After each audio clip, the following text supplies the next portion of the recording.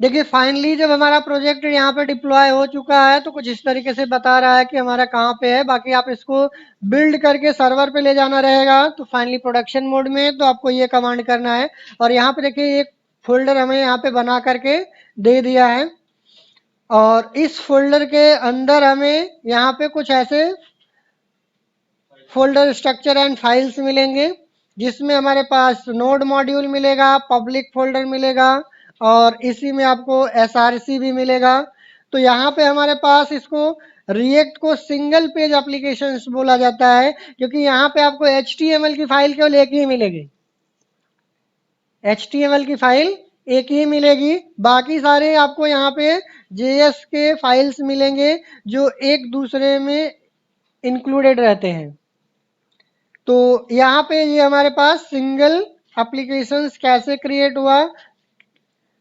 React हमारा कैसा project होता है, सिंगल पेज एप्लीकेशंस होता है। क्यों होता है? क्योंकि यहाँ पे हमारे पास एक ही इंडेक्स की फाइल होती है। सारा का सारा जितने भी पेजेस बनेंगे वो सारे पेज इसी सिंगल पेज पे रेंडर होंगे। यहाँ पे एक ही HTML का पेज मिलेगा, सारे JS में ही काम होंगे। तो इसीलिए आपको जावा स्क्रिप्ट के बारे में नॉलेज अच्छी होनी चाहिए, जिससे आप जावा स्क्रिप्ट पे प्रॉपर काम कर सके। तो यहाँ पे आपको अगर दोबारा प्रोजेक्ट अगर आपको बनाना रहेगा तो आपको npm इंस्टॉल नहीं करना है दोबारा। सिंपल आपको फिर से क्या करना है, कमांड प्रॉम्प्ट पे यहाँ पे cmd करना है और इस पे क्या करना है, npx क्रिएट रिएक्ट ऐप। और उसके बाद फिर से हमने यहाँ पे दूसरे प्रोजेक्ट का जो भी नाम देना होगा, अनदर प्रोजेक्ट। उसके बाद एंटर हिट करेंगे, फिर से ये क्या करेगा, अनदर प्रोजेक्ट के नाम से एक और फोल्डर यहाँ पे बनाएगा। कहाँ पे? प्रैक्टिस के अंदर। तो जब भी आपको दूसरा प्रोजेक्ट आपको बनाना रहेगा तो अब आपको npm इंस्टॉल नहीं करना पड़ेगा, केवल अब हमें npx क्रिएट रिएक्ट आप करना रहेगा बस। अब यहाँ पे देखिए आपको दूसरा प्रोजेक्ट का भी एक फोल्डर आपको मिल जाएगा। फोल्डर का प्रोजेक्ट जैसे मिल जाएगा देन आप क्या करना है, उसके अंदर आपको जाना है। तो cd करके प्रोजेक्ट के फोल्डर का नाम डालेंगे, देन आपको उसको रन कराएंगे npm स्टार्ट।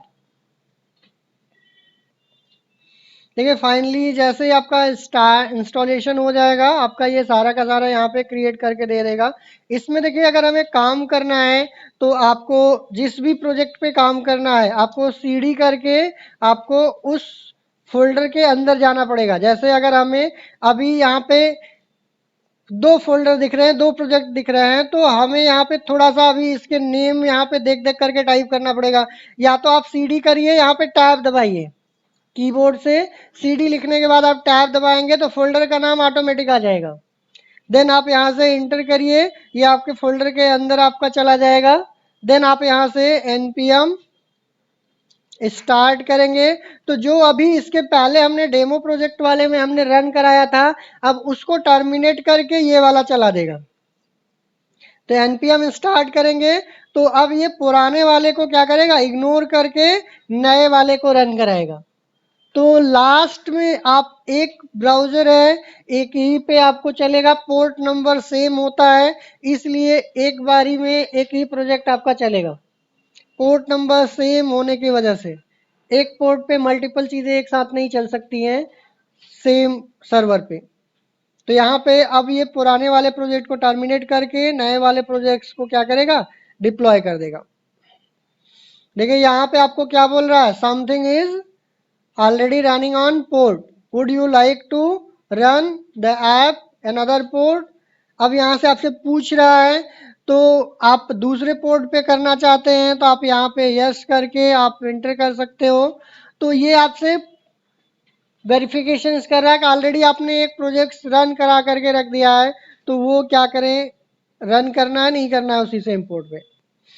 वहां पे हमसे पूछ रहा था कि ये हमारा उसी पोर्ट पे या दूसरे पोर्ट पे डिप्लॉय करना है। तो यहाँ पे हमने क्या बोल दिया, यस किया था कि दूसरे पे कर दो। तो ये क्या किया, 3000 वाले पोर्ट को छोड़ करके ये 3001 वाले पोर्ट पे जंप कर गया।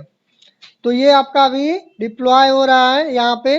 तो कुछ इस तरीके से आप मल्टीपल प्रोजेक्ट भी क्रिएट करके उसको डिप्लॉय करना चाहेंगे तो कर सकते हैं अलग अलग पोर्ट पे। वो जैसे आपको पूछेगा उस तरीके से आप उसको इंस्ट्रक्शन देंगे तो वो ऑटोमेटिक कर देगा। देखिए यहाँ पे ये फिलहाल अभी 3001 वाले पोर्ट पे ये रन कर रहा है, और ये वाला जो लास्ट टाइम पे हमने किया था डेमो प्रोजेक्ट, ये 3000 पे रन कर रहा है।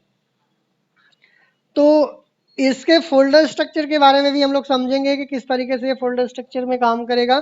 बट फिलहाल अभी हम लोगों ने ये देखा कि मल्टीपल प्रोजेक्ट्स को हम कैसे क्रिएट करके और उसको डिप्लॉय कैसे करेंगे लोकल सर्वर पे, और उसमें कैसे हम रन कराएंगे।